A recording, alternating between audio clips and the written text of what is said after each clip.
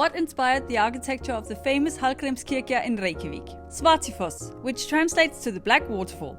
Let's hike to it. Svartifoss is a beautiful waterfall in Skaftafell, South Iceland. It's 20 meters tall and famous for its dark surrounding basalt columns that earned the waterfall its name. Svartifoss is surrounded by wild nature and is located near Iceland's biggest glacier, Vatnajökull.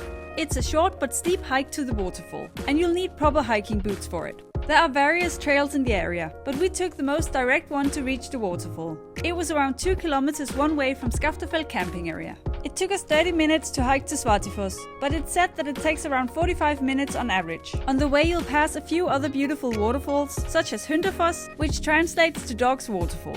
The hike back to the camping area is faster as it's downhill. The trailhead is a 4.5-hour drive from Reykjavík, 1 hour and 40 minutes from Vík on the south coast, and around a 50-minute drive from Jökulsárlón Glacier Lagoon. Save this video and add this beautiful hike to your list of things to do and see in Iceland.